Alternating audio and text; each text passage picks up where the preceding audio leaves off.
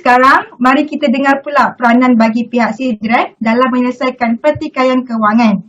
Dengan ini, saya menjemput Puan Winnie Chan Siampan. Dipersilakan. Okey. Terima kasih pengacara majlis Cik Ira atas pengenalan beliau. Yang dikasihi panel saya, Puan Kasima dari pihak OFS, penceramah-penceramah lain dan seterusnya para peserta dan penonton yang sudi mengikuti program e-bengkel hari ini on pengurusan kewangan My Money ini yang dianjurkan oleh pihak Majlis Financial Planning Council MFPC.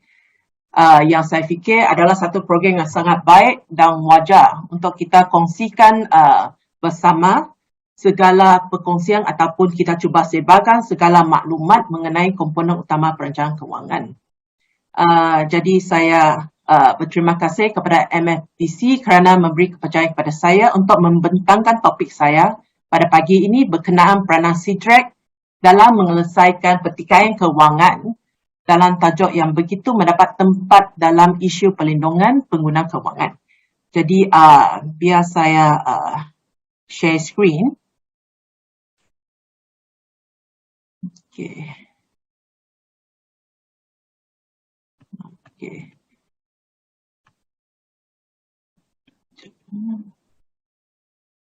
Alright. Boleh lihat, boleh dengar? Okey, boleh. Ya, okey. So, ini adalah satu statement penafian bahawa pembentangan saya pada hari ini adalah untuk tujuan penghebahan maklumat di My Money ini 2022 lah. Jadi tanpa melengahkan masa lagi, biar saya memperkenalkan SIDRAC. Jadi siapakah SIDRAC? SIDRAC adalah satu pusat penyelesaian pertikaian industri security yang ditubuhkan oleh Suruhanjaya Security Malaysia pada tahun 2011 untuk menyelesaikan pertikaian kewangan antara pelabur dan ahli-ahli SIDRAC. SIDRAC adalah satu pusat penyelesaian pertikaian alternatif yang bebas dan berkecuali dan menguruskan pertikaian kewangan antara pelabur individu dan pengatara pasaran modal yang merupakan ahli-ahli SIDRAC. Jadi kini SIDRAC mempunyai sebanyak 193 pengatara pasaran modal. Sebelum individu boleh memfailkan tuntutan dengan SIDRAC, pelabur tersebut haruslah mengumumkan tuntutan dengan pengantara pasaran modal mereka terlebih dahulu. Jadi, apakah produk dan perkhidmatan pasaran modal yang berada di bawah bidang kuasa SIDRAC? Seperti yang dipaparkan pada slide, produk pasaran modal di bidang kuasa SIDRAC adalah seperti security, uni amanah, pengurusan dana derivatif dan skim persaraan. Okay. Apakah kelayakan pelabur yang boleh mengemukakan aduan ke SIDRAC?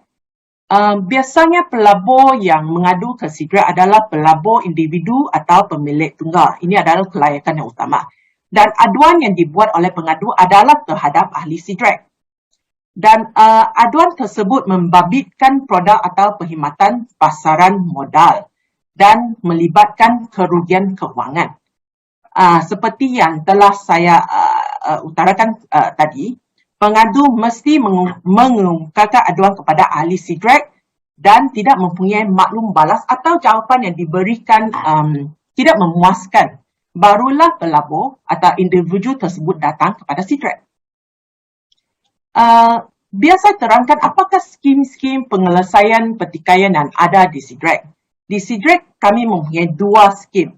Satu skim mandatory untuk tuntutan yang tidak melebihi RM250,000 dan satu lagi skim sukadera untuk tuntutan yang melebihi RM250,000 dan tuntutan yang dirujuk dari pihak mahkamah. Jadi soalan yang sering diajukan oleh pelabur atau pihak pengadu ialah adakah pelabur perlu membayar untuk perkhidmatan SIDRAC? Jawapan ringkas, tidak. Khidmat SIDRAC adalah percuma. Bagi pertikaian yang melibatkan tuntutan tidak melebihi RM250,000 atau di bawah skim mandatory. Jadi sekarang saya ingin bandingkan perkhidmatan SEADREC dengan saluran-saluran penyelesaian pertikaian lain, terutamanya pihak mahkamah yang prosedurnya agak rasmi dan seringkali melibatkan kos yang tinggi. Saya juga membandingkan perkhidmatan SEADREC dengan tribal pengguna yang mengecualikan pertikaian pasaran modal, dan juga dengan rakan seperjuangan saya Puan Kasimah dari OFS yang hanya membuat penyelesaian pertikaian pembankan dan insurans. Para penonton, ini adalah satu carta aliran mekanisme SEADREC sebagai badan penyelesaian pertikaian alternatif. Seperti yang saya terangkan terlebih dahulu, aduan dibuat terhadap ahli-ahli SEADREC yang menyediakan produk dan perkhidmatan pasaran modal yang dipasarkan kepada pelabur, dan pelabur mempunyai permasalahan menjurus kepada pertikaian kewangan. Di situlah pelabur akan membawa aduan kepada SEADREC untuk diselesaikan. Ini adalah satu carta aliran di mana saya menerangkan proses penyelesaian pertikaian di SEADREC, di mana aduan dikemukakan oleh pelabur kepada ahli SEADREC, tetapi pelabur tidak berpuas hati dengan respon ataupun jawapan ahli. So, aduan akan dikemukakan kepada SEADREC. Seterusnya, jika tuntutan pengadu lulus penilaian kelayakan, ia akan dibawa ke proses pengantaraan atau mediasi.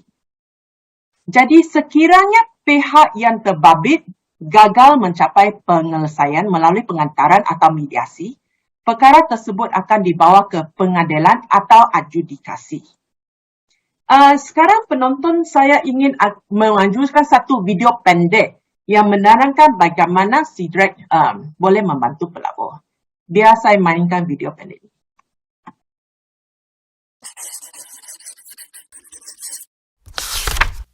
Anda telah mengalami kerugian dalam pelaburan anda. Anda berpendapat bahawa pihak yang bertanggungjawab adalah pihak bank, broker, syarikat pengurusan dana, syarikat pengurusan amanah saham, pembekal atau pengedar PRS, ataupun ejen atau wakil mereka. Anda memerlukan bantuan untuk menyelesaikan masalah tersebut. Ke manakah anda akan pergi? SEADREC sedia untuk membantu anda. Terlebih dahulu, anda perlu mengemukakan aduan kepada syarikat yang menjual atau menawarkan amanah saham, derivatif atau mana-mana produk atau perkhidmatan pasaran modal. Tetapi anda tidak berpuas hati dengan jawapan mereka. Anda mempunyai 180 hari dari tarikh jawapan muktamad bertulis mereka untuk datang kepada SEADREC. Atau sekiranya tiada sebarang jawapan bertulis diberikan 90 hari selepas tarikh aduan anda boleh datang terus ke SEADREC. Terlebih dahulu, SEADREC akan mengenal pasti kelayakan tuntutan anda. Sebagai contoh, adakah ianya dalam had tuntutan SEADREC? Adakah tuntutan tersebut terhadap ahli SEADREC? Dan sebagainya. Setelah mengesahkan kelayakan tuntutan anda, kami akan memulakan proses penyelesaian pertikaian. Segala maklumat dalam proses ini adalah sulit. Kami akan menjemput anda dan ahli SEADREC terlibat untuk duduk bersama dan memulakan perbincangan. Maklumat dan dokumen-dokumen akan diminta daripada kedua-dua pihak. Peguam tidak akan dibenarkan dalam proses ini untuk memastikan supaya perbincangan-perbincangan adalah bersifat tidak formal. Pengantara-pengantara kami adalah adil, saksama dan akan mendengar kedua-dua belah pihak dalam usaha untuk menyelesaikan pertikaian tersebut. Dua keberhasilan yang mungkin pada peringkat ini, sama ada anda dan ahli SEADREC mencapai satu penyelesaian, satu perjanjian akan ditandatangani dan proses pengantaraan berakhir, atau kedua-dua belah pihak gagal mencapai penyelesaian yang memuaskan, maka proses pengantaraan telah gagal dan SEADREC akan meneruskan dengan proses pengadilan. Semasa proses pengadilan, kedua-dua belah pihak diberi peluang untuk mengemukakan sebarang maklumat tambahan bagi membantu kes masing-masing dan mengemukakan soalan-soalan lanjut. Pengantara kami kemudiannya akan mengkaji dan mempertimbangkan semua fakta dan maklumat yang diberikan, termasuk tata cara kedua-dua belah pihak, hal-hal perundangan dan amalan-amalan terbaik industri serta juga apa yang adil dan munasabah. Pengantara kami kini akan membuat keputusan muktamad ke atas pertikaian dan tuntutan kewangan tersebut. Keputusan yang berpihak kepada anda termasuklah pemberian tuntutan sepenuhnya atau sebahagian daripadanya. Keputusan yang berpihak kepada ahli sidrek pula bermakna tuntutan anda ditolak. Anda sebagai pelabur masih ada satu lagi pilihan. Sekiranya anda menolak keputusan tersebut, sidrek akan menutup kes dan anda boleh menggunakan saluran undang-undang yang lain untuk menuntut kerugian anda. Sekiranya anda memilih untuk menerima keputusan tersebut, ahli kami perlu mematuhinya. Sebaik sahaja kedua-dua belah pihak mengesahkan pematuhan terhadap keputusan tersebut, sidrek akan menutup kes. Izinkan sidrek membantu anda untuk memulakan perbincangan ke arah penyelesaian.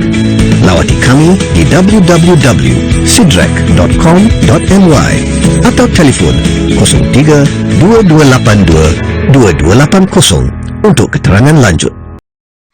Okey, sekian adalah video ringkas saya. Saya harap para peserta dan penonton sedikit sebanyak dapat mendapat sedikit manfaat dan informasi daripada video tersebut.